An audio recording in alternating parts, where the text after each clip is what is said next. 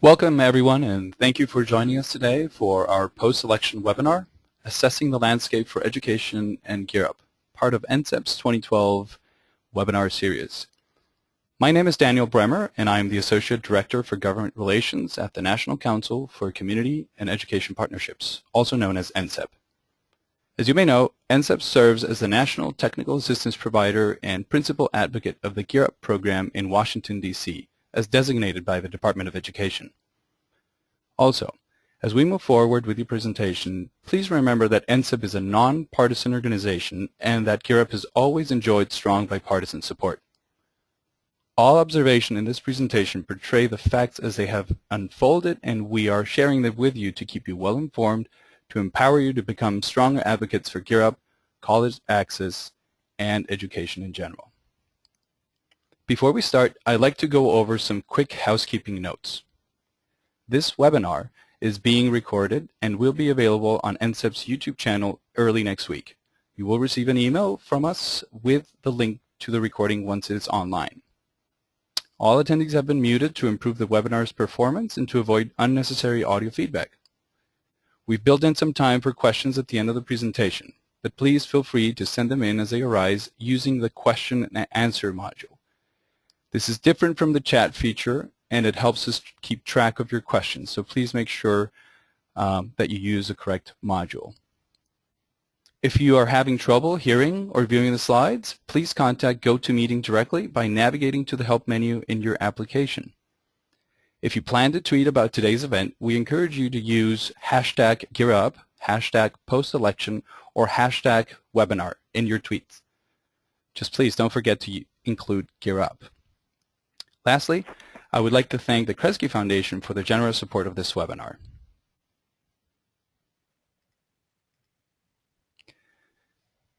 Now I'd like to introduce you to Nathan Monell, NCCEP's President and CEO. He will walk us through the agenda and introduce our speakers today. Nathan joined NCCEP as its Executive Director in January of 2011.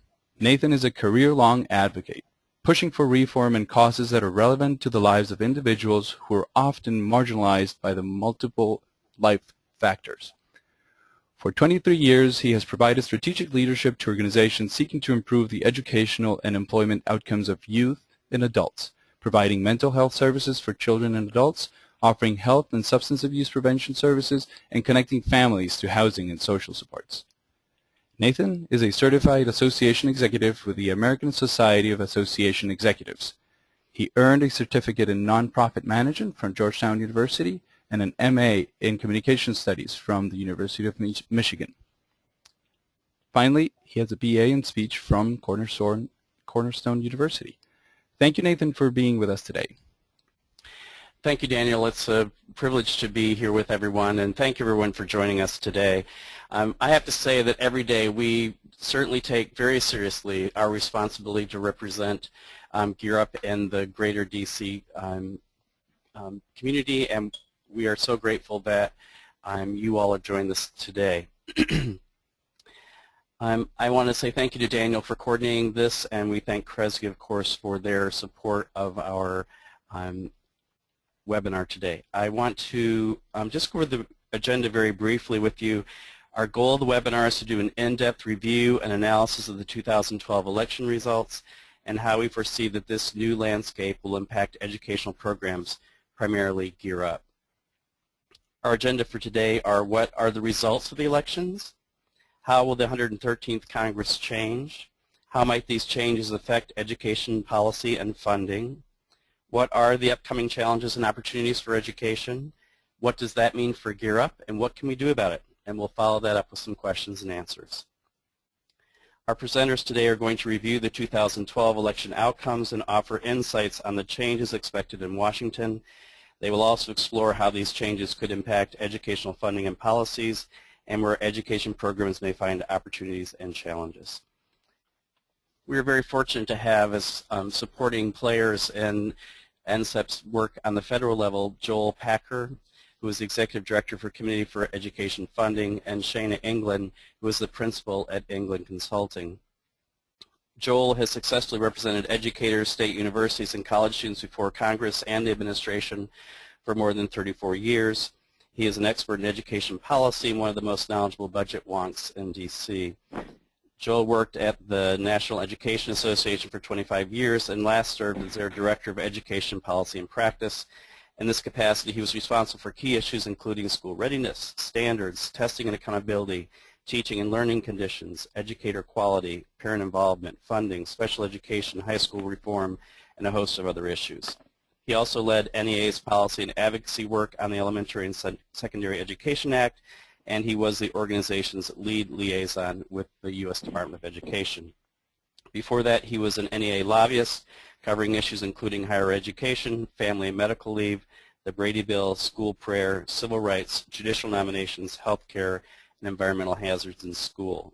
He has testified numerous times before congressional committees and spoken before a broad range of organizations, including Europe several times. Joel is quoted in the media regularly and has appeared on many radio talk shows. Shayna Englin has over a decade of experience at identifying and mobilizing supporters for nonprofits, causes, and political candidates. From her roots as an organizer in Colorado for progressive causes to her role as fundraising practice manager at Mindshare Interactive Campaigns, which is now Brilliant, to her leadership as program and political director at the Women's Campaign Forum, Shayna has been on the cutting edge in producing innovative and effective plans, programs, and materials that yield results, dollars raised, votes won, and policy changed. She earned her master's in public policy from Harvard's JFK School of Government and has taught graduate classes in strategy and communications at Georgetown University and at the George Washington University Graduate School of Political Management. She is the principal of Englin Consulting, and she serves as NCCEP's grassroots and communications consultant. Thank you, Joel and Shayna, for joining us today. Let's start with Joel. Joel, can you tell us what are the results of the election and what are the implications for federal education policy and funding? Sure. Daniel, if you can go to the, there we go. Okay. Hi, hopefully everyone can hear me all right. Thanks, Nathan, for that very nice introduction. So yeah, just let me start with the sort of just actual numbers. We'll start with the president. So everyone, I presume, knows President Obama was reelected. He ended up with a pretty big electoral college margin, 332 to Governor Romney's 206. There was some talk before the election that Obama could end up winning the electoral college but losing the popular vote. He didn't. Won the popular vote 50 to 48%, so did win, but still pretty divided country.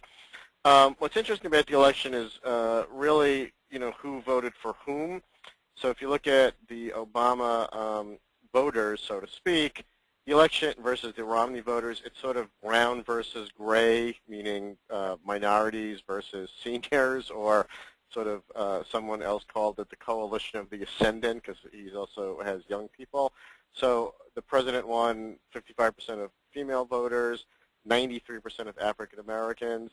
Probably the most important statistic here is he won 71% of Hispanics. They are the fastest growing part of the country and of the electorate. Also, incredibly large portion of Asians, who are still a small portion, but also a growing part of the electorate, and maintained a very large share of young people. Romney won 52% of male voters, 59% of white voters, and 56% of seniors. So someone else put it, Obama won a larger share of a larger part of the population, and Romney won a larger share of the shrinking part of the population. A lot of implications there for policy overall and for Gear Up, because particularly the Hispanic vote is trending ever more Democratic, which will, I think, result in Republicans sort of revisiting some of their positions on issues of importance to the Latino community. We go to the next slide.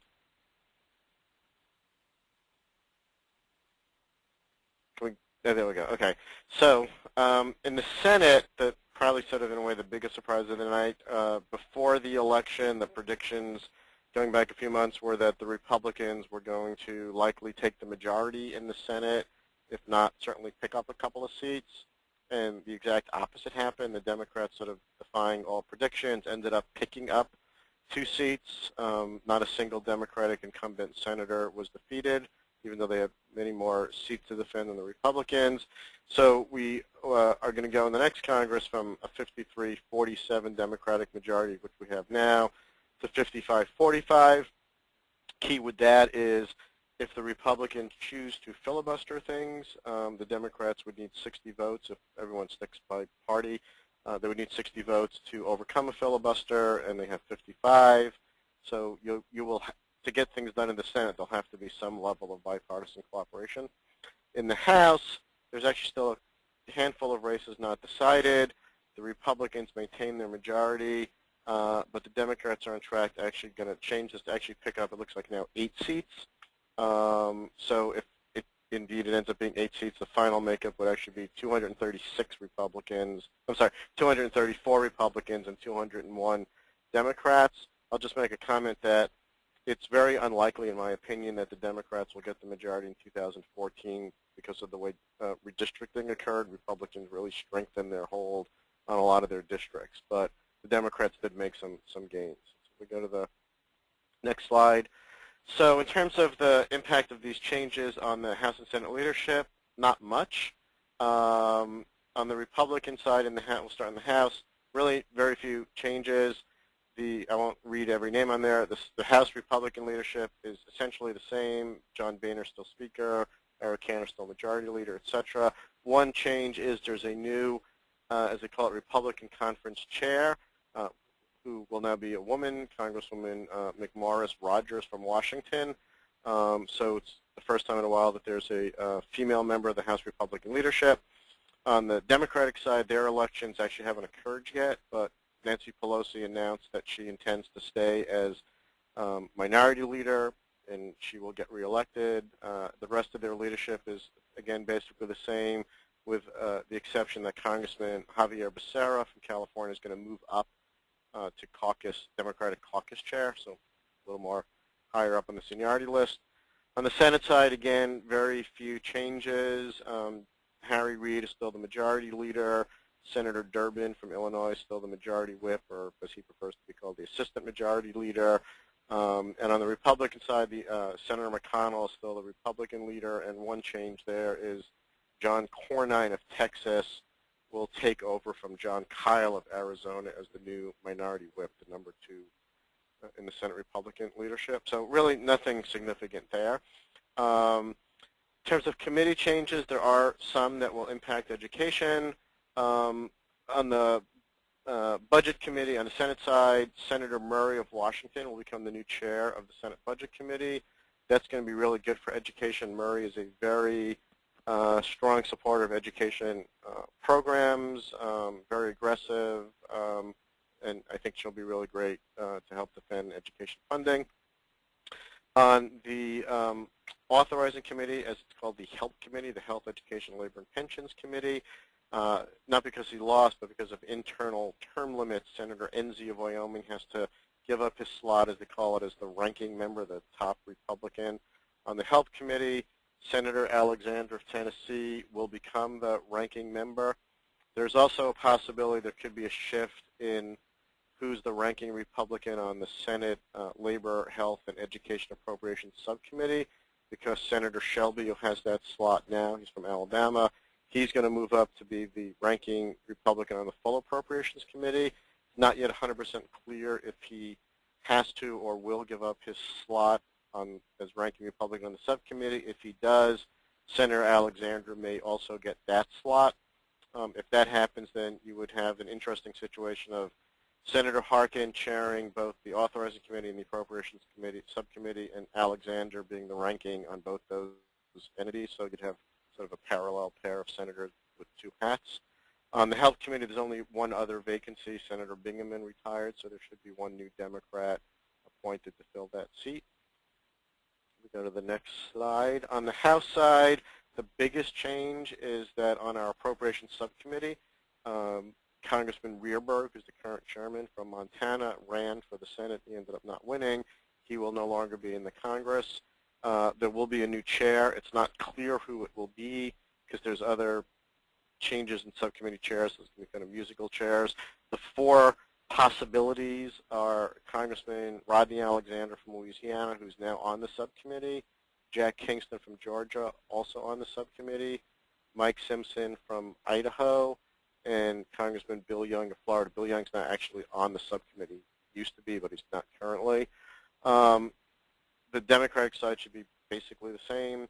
There's a few actually other vacancies on the Republican side because Congressman Flake ran for the Senate and Congressman Lewis retired, so there'll be 2 other new Republicans on the subcommittee. On the Authorizing Committee, the Education and the Workforce Committee, 5 Democratic vacancies and 2 Republican vacancies. Those all won't get really announced probably till December, or more likely not even until next year. So there'll be a lot of changes on the Authorizing Committee. One comment I would make, well, I'll wait, I'll get to it later. So let's just, sorry, let's just go to the next slide. So what does this all mean in terms of funding? So education funding is part of, or caught up, or enmeshed in, however you want, these much broader set of fiscal issues Congress is facing. So Congress is facing what's become known as the fiscal cliff issues, which is a collection of major tax and spending issues. So at the end of the year, in 7 weeks, all of the so-called Bush tax cuts that were passed in 2001 and 2003, extended in 2010, they all expire. The alternative minimum tax, the AMT fix, expires, which means like 26 million more Americans would be hit by the AMT. There's a whole bunch of tax extenders that expire, some of which impact education, like the American Opportunity Tax Credit. The so-called sequester cuts for both defense and non-defense programs will take effect on January 2nd, 2013. And there's a few other big fiscal issues that are going to hit. In total, just in the next year, in fiscal year, or this current fiscal year 13, we're talking like $600–700 billion of pieces on the table. If the sequester happens, and I know Nathan's going to talk more about Gear Up, but these are going to be across-the-board cuts in every education program other than Pell Grants, which is specifically exempt. The projection is right now it'll be an 8.2% across-the-board cut. That would mean overall for education a $4 billion cut. What does the election mean for all this? So the president, in my opinion, President Obama's leverage is strengthened by the election. He just won re-election, won a pretty convincing electoral college majority. Senate Democrats picked up seats. The president, in his statements, he just gave a press conference, has been really clear that there has to be additional revenues from upper income people, and then he's really been firm he's not going to extend the upper income tax cuts. Senate Democrats have been saying the same thing. The key issue really then in this whole set of fiscal cliff issues is really whether Republicans are going to agree to additional revenue from upper income individuals. I'll mention just earlier today the president met with the House and Senate leadership, Democrat and Republican. The initial reports were the meeting was constructive. But there's really very big, very complicated issues. I'll also say on the left, so to speak, the progressive side and some of the more liberal senators, their position is no cuts to benefits for Social Security, Medicare, Medicaid. So, you know, both sides, so to speak, are differing perspectives about what should or shouldn't be on the table. So it is very possible that they don't reach a deal and we all sort of fall off the fiscal cliff and these sequester cuts do happen. The other thing I'd say is that the president and Democrats are starting to talk a little bit more about that as part of any fiscal deal, fiscal cliff deal, we should actually also look at some additional investments in the short term to help stimulate the economy. The president has specifically talked about, as part of his jobs bill, additional investments in education, including funding for modernizing, rebuilding schools, and hiring 100,000 new teachers. Whether that could get in any fiscal cliff deal, you know, remains to be seen. We go to the next slide. So in terms of policy, I guess I'd put it in this perspective that this current Congress, the last 2 years, you know, a lot of activity. There we go. A lot of activity, but nothing happened at the end. So we really have sort of we're backed up on education authorizations. All the authorizations for every major education program have either already expired or will expire by the end of 2003. So if from the Education Committee's perspective, they have the Elementary Secondary Education Act that will be now 6 years overdue. The Higher Education Act, where Gear Up is located, that's due to be reauthorized by the end of the year. Special Education, Head Start, the Workforce Investment Act, Child Care Development Block Grant, ESRA is the Education Sciences Research Act, and the Perkins Career Technical Education Act. They all either have already expired or will. The likelihood that Congress does all of those is 0. The likelihood that they do any of them is actually small. ESEA is kind of the head of the queue. It obviously is complicated because it hasn't been done in 2007, 8, 9, 10, 11, and 12. It's even more complicated now because Secretary Duncan issued waivers of pieces of the law to 34 states, so it just kind of makes it even more complex. And the parties are definitely, there's partisan differences there. The House and Senate committees last year reported bills, but they neither got to the floor. They'll probably start from those bills, but they're far apart. Again, the key players on the committees, and I apologize, John Klein's name, I just see is spelled wrong. It's K-L-I-N-E. But Chairman Klein, John Klein of Minnesota will still be the chair of the Education Committee. George Miller of California will still be the ranking Democrat. Tom Harkin, as I mentioned, will still be the chair of the Health Committee. Alexander, as I mentioned, will be the ranking Republican. I think could actually play a really helpful role. He has a lot of respect among his colleagues. He's a former Secretary of Education. He's a former governor. He likes to get things done, so he might actually play a helpful role in trying to bridge some of the partisan differences. On the House side, things could actually be a little more difficult because the 2 Republicans who will be gone from the committee were probably the 2 most moderate Republicans, so the committee's likely to become, on the Republicans, slightly more conservative. I'd also would say that the administration might not really want ESEA because the lack of ESEA really shifted a lot of power to Secretary Duncan. He's done all these waivers, and they didn't really like the House bill in particular. So while the administration is going to continue to talk about the need for ESEA, not really clear how much they really push for that. And then if we look at the higher ed, go to the next slide. The higher ed issues, I do think the administration is going to focus more on higher education. The key issues are college costs, which are going up, college completion, college access, which is part of college cost, and student loan debt levels. So definitely an area where Gear Up certainly fits in here. There's some particular challenges in the relatively near term, in the next several months. Pell Grants is going to face another big multi-billion-dollar shortfall in fiscal year 2014. And then interest rates on subsidized student loans, there was a big fight this past summer where interest rates were going to double. The Congress extended the current interest rates for 1 more year till July 2013, in which time they will again, they will double unless Congress does something, and that costs money. Fixing the Pell Grant shortfall costs money. So those are issues that'll have to be grappled with. At a panel we had with some Hill staff last week, one of the key staffers said on higher ed, it's pretty clear what the questions are, but it's not clear at all what the answers are. So I think there's a lot of opportunity for you guys to get involved in that. And then again, so what's the challenges and opportunities? As I said already, education, but by the time we're down to arguing or lobbying Congress about exactly how much money should Gear Up get versus Pell Grants versus special education funding, et cetera, we've lost the fight. Because the fight is how big a box of money, how big a pot of money does the Appropriations Committee have? And that's now part of this bigger fiscal cliff issue. So will sequestration happen? Will it not happen? Will they further lower the overall spending caps that were established in the Budget Control Act? Or will they leave those alone? Those, to a large extent, determine what our actual funding levels are to determine how much money there is in the pot of money.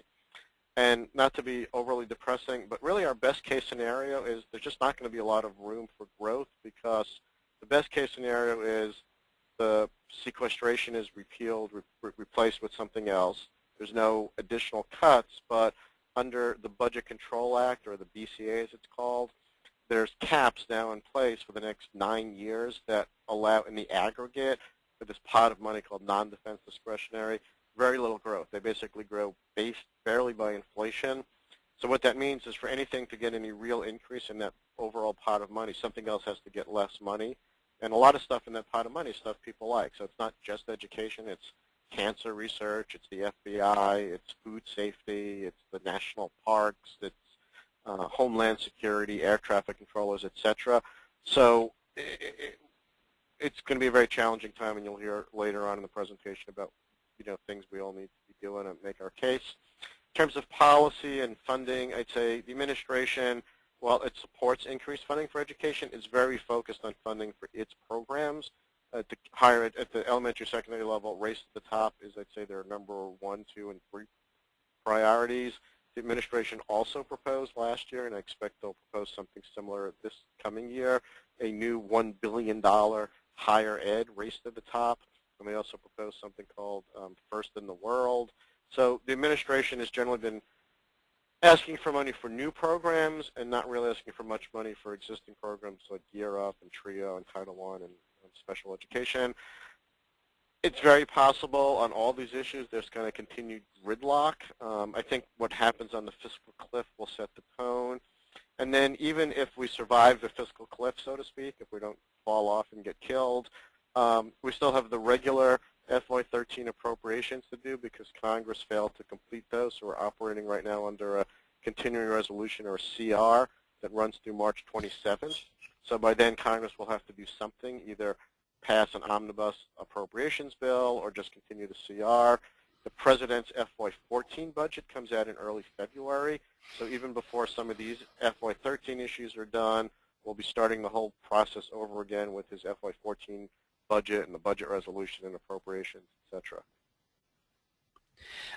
Well, thank you, Joel. Yeah, so sorry to be a little depressing, but it's a very challenging situation. Well, I think it's a reality check, and all of us want to be functioning from what's real, not what we have wishful thoughts about.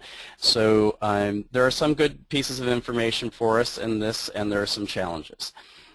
One of the good pieces of news for Gear Up is that the department that's currently in place in this administration has been friendly to Gear Up overall. And so while we are happy to work with whoever is elected, Secretary Duncan, Martha Cantor, Deborah Saunders-White, Greg Darniter, those folks have all shown great interest in Gear Up. Secretary Duncan said he was the second biggest fan of Gear Up behind Shaka Fatah. But the other 3 that I mentioned have also been very actively supportive of Gear Up and have visited many of our programs and have invested new ideas in Gear Up, such as the college savings accounts, because they believe Gear Up is a good opportunity for college access. And so the group we have, we know where their hearts are. We know that they know about Gear Up. We're not starting from scratch trying to educate folks about Gear Up, and that always saves us time. So instead of talking about the benefits of Gear Up and trying to prove those, we're really talking about how can we most effectively implement Gear Up and improve it for the future. So that familiarity is going to be a big help to us.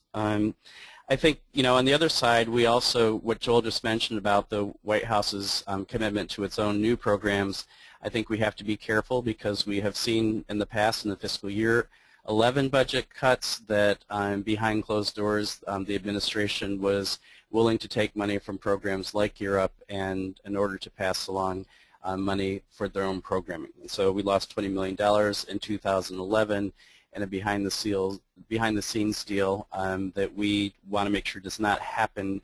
If we get past sequestration and get into other budget debates, we need to be very active in supporting Gear Up through that.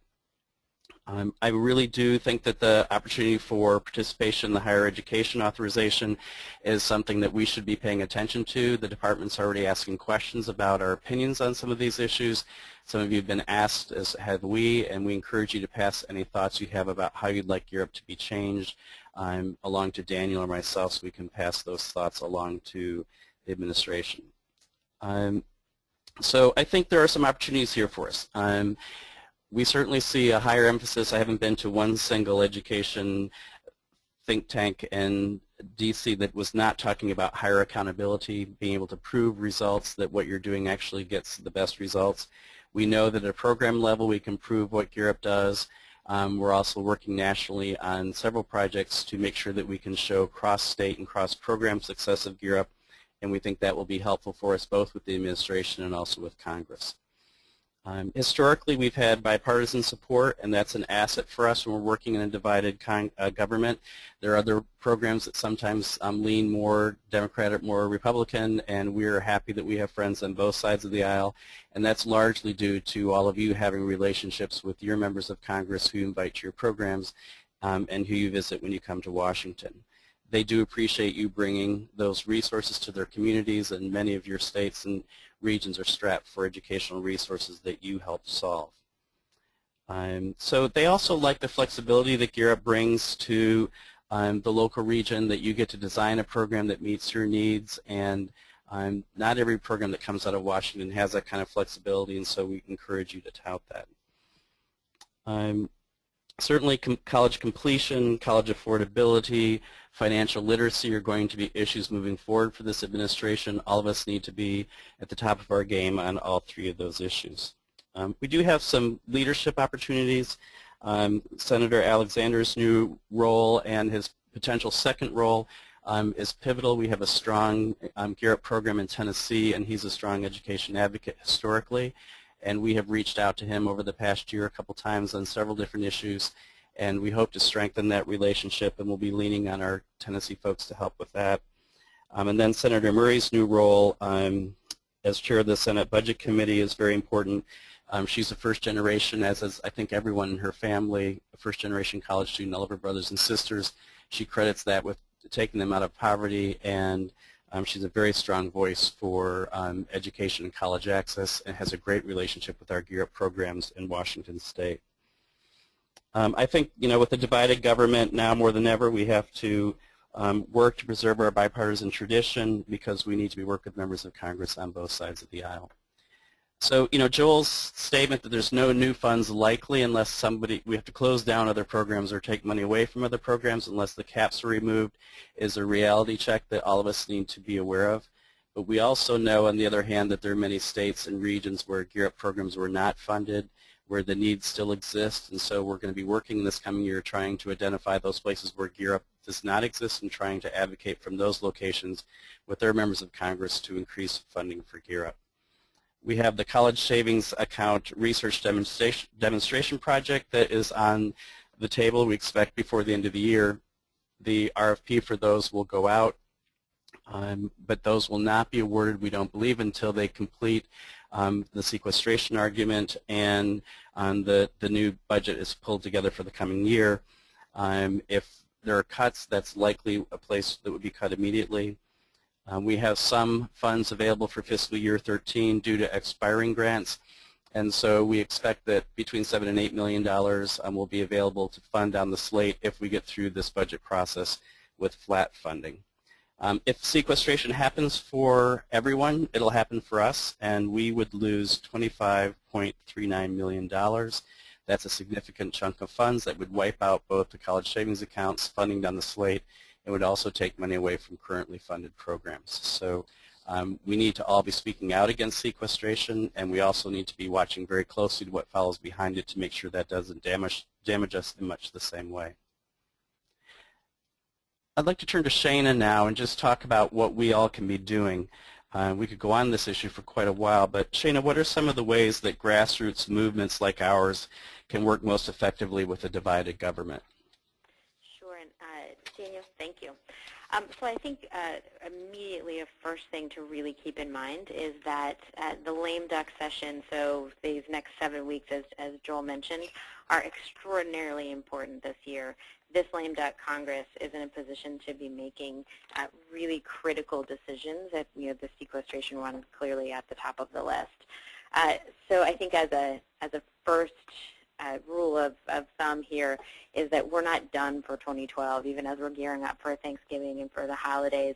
There's a lot that we need to be doing as a Gear Up community to make sure that this lame duck Congress hears us and makes good choices around sequestration. So I think that's the first thing, is that as far as we're concerned right now, there is no new government. We're still dealing with the same government, and it's still vitally important. And that context, and also the context of even when we roll around to January and the new Congress is initiated and President Obama is inaugurated again, the context of that really there aren't any major changes. Joel walked through all the election results, and to a very significant degree, we're dealing with some very, very similar, if not exactly the same, sorts of situation as we've been dealing with. And that context makes outreach to everyone, incumbents, folks who are outgoing, the people who are incoming and new, it makes that outreach, that continued outreach, really vital. And I just want to flag, Nathan, something that you said around the importance of really maintaining our commitment and our tradition of being bipartisan. We can make no assumptions around who's going to be with us in this context and who's not going to be with us, around what sorts of things are going to be willing to be traded and what are not, and where the priorities are going to be. So in making no assumptions about who's going to be with us again, who do we really need to count on, who can we count on no matter what, in this context, the heightened importance of the end of the year, the kind of status quo as we take that into the new year, it just makes our continued outreach and commitment to that, making no assumptions about our friends and foes, is going to continue to be really important. So with that, there's a few things that we'd love the Gear Up community to do. And for those of you who have participated throughout the year in some of our advocacy webinars, our work at the different conferences, a lot of these things will be familiar. And just because they're familiar, I don't want anyone to think that they're familiar and therefore they're boring or less important. They're more important at this moment than they have been all year, and they've been vitally important all year. So if you have time, literally today or any day next week, or really any time in the next 7 weeks, if you have time right now, call your incumbent member of Congress and talk to them about how important it is to you and to the Gear Up community, the families that you serve, the community that you serve, that they stop sequestration. I think you've heard a lot about why that's vital, and they really do need to continue to hear from us. If you have a little bit more time in these next 7 weeks, and you maybe are in a place where you have a new member of Congress coming in January, contact them. Contact their office. They're already starting to set up staff, and introduce yourself, introduce Gear Up, and urge them to protect funding for Gear Up and college access. As you heard, if you were with us in Washington, D.C. at the conference, you heard from Liz King, who's a staffer in Congressman Fattah's office, of course a great champion of Gear Up, and she relayed to us the reality that within all of these budget battles and the sequestration battle, that unless the members of Congress are hearing very specifically about what the program is doing in their district, that there are real people in their district that are benefiting and have benefited from these programs, and that they're really working in their district in the ways, as Nathan mentioned, that they're working in ways that are really important locally. And moreover, that they're working in ways that may not be obvious. So Gear Up is in rural communities and in urban communities, and we're in big states and small states. It's really important that all those members of Congress know that, and Liz King told us that often they don't. They're just not, they're not aware that there's real people out there, and so we need to continue to make sure that that's true, and that's going to be particularly true with new members who are coming in January. So you have a little more time in the next 7 weeks. Get in touch with new members and make sure to start building that relationship. And then as you have just a little bit more time, squeeze a little more in to these next 7 weeks, and certainly as we gear up, no pun intended, around advocacy for 2013 and the next sets of budget negotiations. We're focusing very strongly still, again, something that's familiar to everyone who's been participating in these webinars through the year, around making sure that we can tell the Gear Up story. So set a goal for your program, for your staff, to collect even just one highly compelling story from a student, from a parent, and from program staff, from a school, from a partner. If we have one of each of those 5 and collect them in video form, just take your iPhone and record somebody. It doesn't have to be high production value. Written form is fine. And whatever way that you can collect those are going to continue to be really important in our advocacy outreach, again, in making clear that these are real people in real communities that are affected by these programming decisions. So those are the 3 things in the next 7 weeks, and then we're going to, of course, this is going to continue to look familiar. We're going to come back in the beginning of next year and kick off our next year's advocacy activities, which the calendar is still in development, and obviously will be responsive to what's happening on the Hill and with those budget negotiations. But Daniel, if you want to put the slide forward, we can preview for everyone a bit of what we're going to have on tap. So again, in December and towards the end of the year, we're going to be working on Stop Sequestration. There's going to be a grassroots week, and we'll be looping back to everybody with what that looks like. In February, I hope to see everyone in Vegas, where we'll be doing some advocacy training. This weapons of mass communication should be fun, and again, continue to build on all the work we've been doing this year. We'll have a February call to action around the President's budget request. We'll have another March action. Again, these things might move based on what's happening with the budget process, but right now, looking at a March call to contact members of Congress to sign on, and they can sing as well, but we want them to sign on to a Gear Up funding request letter. In April, we'll be continuing to watch what's happening with the budget. In May, we'll ask everyone again to really ramp up their contacts with their members, both on the Hill and in district. And Danny, if you want to move forward one slide. Thank you. June, we'll continue to watch the appropriations bills, and we may put out some calls to folks depending on what's happening there. July, we'll get together again in San Francisco. We'll continue our advocacy training and to build our advocacy capacity as a Gear Up community. At that conference, just like at the last one in San Francisco, we'll have an on-site advocacy call to action, and we'll talk to you more about that as we get closer there. August, we want to continue to build on what has been a really strong kind of growth trajectory around district days during August recess. In 2011, we had some good participation. In 2012, we were thrilled with what we saw out there, and then looking to make 2013 even better.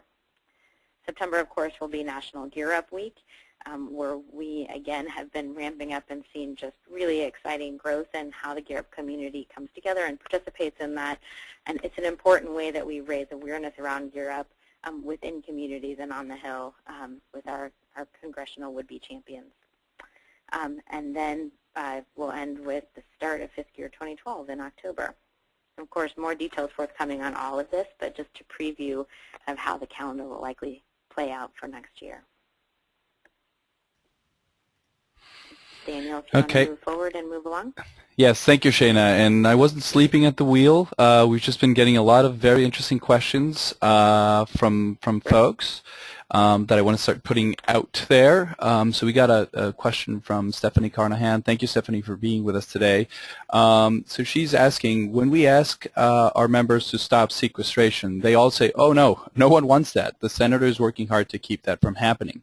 So her question is, what is a good response to that? Joel, Shayna? Sure.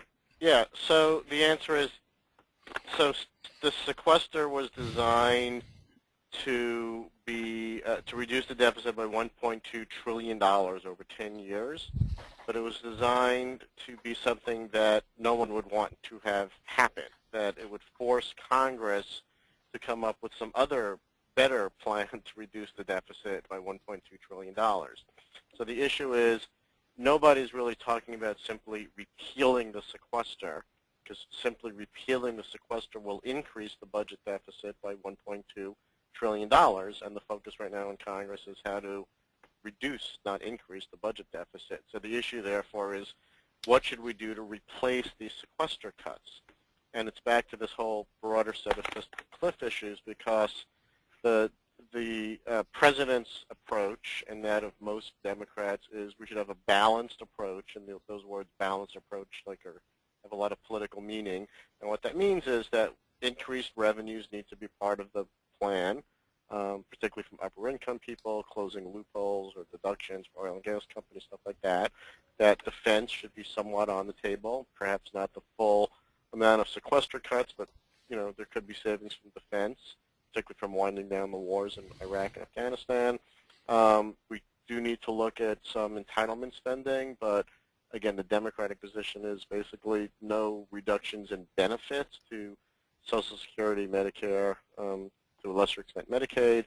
The Republican position up till now, and the elections definitely changed this, but last year, or earlier this year, the Republicans in the House passed a budget that would have not only protected defense from any cuts, increased defense, not raised any new revenues, and essentially shifted all the cuts from defense to non-defense and to low-income entitlements like food stamps and the child tax credit. So the reason it's a long answer is that the key is, what do we do to replace the sequester cuts? And you can either have revenues be part of the mix, defense be part of the mix, entitlements be part of the mix, all of those be part of the mix, and that's the overarching issue. So basically, the fight really is, and that's really where the president's going to, rightly or wrongly, draw the line of we have to have additional revenue from people making over $250,000. The Republicans are expressing, after the election, varying degrees of willingness to consider that, but we're still a ways away from any resolution. Okay, and You probably covered it. I think that to summarize, I would say that the right answer then is to push back with, that's terrific, great, you're with us. So what is the alternative? What's your alternative? And see if you can't get any more information. right. And again, it's the Congress created the sequester, so it's not like aliens from outer space came and are forcing this on the United States government. They did it to themselves, and they can undo it. Someone the other day compared. I was at a seminar, Congress to panda mating habits, and the point was pandas only mate once a year, and they're often unsuccessful. So it's not that they don't know what they need to do, but they just can't do it. And they compared that to Congress. They know what they need to do, but they just can't do it. That's very good. So I think pandas are cuter than Congress, but that's So we have another question, is when we contact our members of Congress, do we do that as GEAR personnel? Would this violate lobbying, or do we do it as private citizens? I defer to you guys. Shayna, do you want to take that, or I can? Go ahead. You can go ahead and take that. Yeah, you can, as an individual person who works in a program, you're allowed to educate your member of Congress at any time about the strength of the program. And so you might want to be aware of what your local requirements are about speaking to a particular bill. So if we're talking about a particular bill that's up or appropriation that's going through, some of you have some limitations based on who you work for, that you might not be able to do that. But as an individual person, and you can say that you work for a GEAR Up program, that's perfectly fine. You're always allowed to educate and talk about the strengths, the benefits, the outcomes, the impact of your program. Educating Congress is a right of every citizen in the country. Yep. And we have one more question. Would the cut to funding mean a lot of jobs would be lost?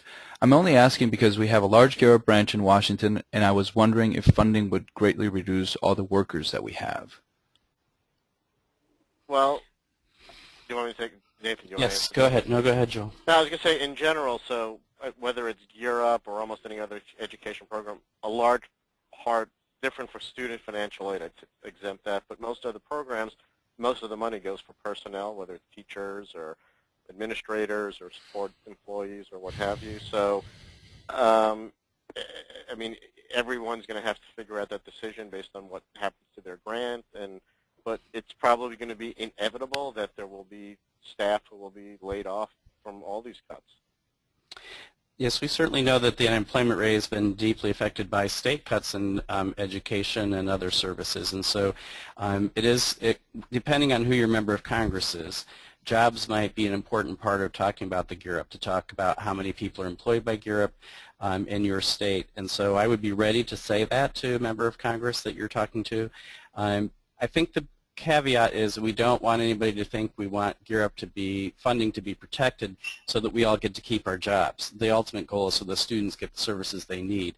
But a byproduct of cutting Gear Up is that additional jobs would be lost. And in this current market, higher levels of unemployment due to cutting Gear Up positions certainly wouldn't be helpful.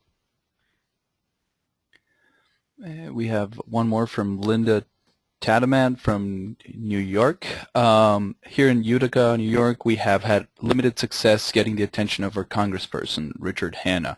What are some ways to really be heard? That's a great question, Liz. Thank you for that. Part of it is just persistence. Building relationships with district staff can be vitally important. So I would say just as a start, don't give up. Continue to have a schedule where you provide updates. Maybe it's data updates. Maybe you bring a student with a particularly compelling story to tell to meet with staff, and you do that at least quarterly.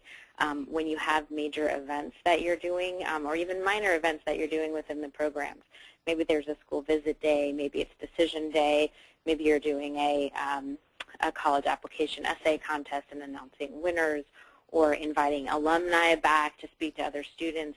Take every opportunity to invite your members, district staff, to participate in that, and of course the member him or herself. But just be as persistent as possible and provide as many different avenues to connect as you can, and basically insist on attention over time.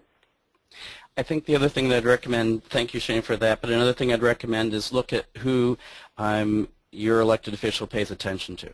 So if your member of Congress pays attention to your business community, then groom the relationships in your chambers of commerce and in Utica, and find out which of your partners who supports your program has the ear of that member of Congress, and encourage them to reach out to that individual. You may find family members of the member of Congress who are very interested in education. Always be looking at their network of support and how you can infiltrate that if you can't get to the person directly, and have advocates who can do that on your behalf. That's a great point, Nathan, and I would also add that look at what the member is doing within the district for him or herself. So if they're hosting a town hall event, or if there's some sort of policy event, or keep an eye on what they're doing and opportunities to participate and put folks in front of them where they're going to be. Another trick that Gear Ups are doing across the country is when there's an event, they're inviting the member of Congress to come, and they're giving them credit because this is a federal program, and even if their member of Congress didn't vote for it, everybody likes to be thanked for bringing home the bacon, and so some are doing that as a way to get them there, so that's another option for you. And we have 2 more questions that I think are important to get answered, and we have 3 more minutes. We want to be respectful of your time today. So just very briefly, my member of Congress is very supportive of education and also Gear Up. Should I still be mobilizing, reaching out to her at this point in time? You should, but make sure when you do that you acknowledge and are grateful for past support. One of the things, we just completed some research with staff on the Hill, and one of their biggest pet peeves was advocacy that didn't acknowledge where a member had already been on a given issue. So do continue to provide resources to the staff and the member, continue to be in touch, and make sure that when you do, acknowledge all that support and be grateful for it. You can also ask the person to step up their level of leadership. So even if they're supportive, you might ask them to become a stronger advocate in Congress, to be one of the leaders who support Gear Up and speak out loudly and clearly for Gear Up and other education causes. So fundraising, advocacy, politics, we're always trying to move people from the position they are to a stronger level of involvement and inclusion. So keep helping them move up that scale. And just before we wrap up, this is our last question for today. I'm just a high school teacher at a very small rural school. I really don't feel that I can make a difference by reaching out to my member of Congress. Does this really help? One of the interesting things, I went yesterday to a presentation for organizations concerned with rural education, and one of the people there was talking about how in rural communities they're seeing a lot of shifting of what are typically how people vote in rural districts. And so people really do care how you vote, what kinds of issues you support, and so there are fewer people spread over a much broader acreage, or square miles I should say, in the rural environment, and so everybody who speaks out and represents their community well is needed. And so I would say, instead of being just a local teacher in a rural environment, I would say, wow, you're a local teacher in a rural environment. What a terrific position you have to advocate for students and families in your community. I would think your voice would really need to be heard. Absolutely, and I would just echo that and harken back to, again, what Liz King from Congressman Fattah's office had to say to us, which was absolutely you getting in touch with your member of Congress and telling your story is vital, and it's even more important when maybe they haven't heard it before. And so as Nathan said, we have a very particular Gear Up story to tell that's different and that serves different communities and maybe goes a little bit against what folks expect. And for you, your voice is particularly in that vein is going to be particularly powerful. And individuals who represent rural areas are often looking at how can I bring more resources to my region, because there's often, as you know, since you're there, very limited resources, particularly in education. And so it's important for you to let the member of Congress know specifically how that Gear Up money is encouraging your students, what kind of outcomes you're seeing as a result of that program, and talk about the loss that would be there if the program wasn't there. They want to know that they're bringing resources that are important to your community, and you can make those very clear to them exactly what those are. Okay, very well. So to wrap up, we just, on behalf of the NCCEP team here in DC, we'd like to thank you for taking time to participate in today's webinar. A special thanks to our presenters. Thank you, Nathan, Joel, and Shayna for sharing some your valuable insights and time with us. Also, a special thanks to the Kresge Foundation for their generous support of this webinar. We're confident that the information we presented to you today will prove very useful to you in your day-to-day work and as well as your advocacy work. If you have a second, please connect with us on Facebook or follow us on Twitter at EdPartnerships. Visit our Gear Up Works blog. You have the link right there to share your stories with the Gear Up community at large. And just let us know if you have any additional comments or questions. Thank you very much again for attending today's post-election webinar, Assessing the Landscape for Education in Gear Up. This officially concludes our webinar for today. Thank you.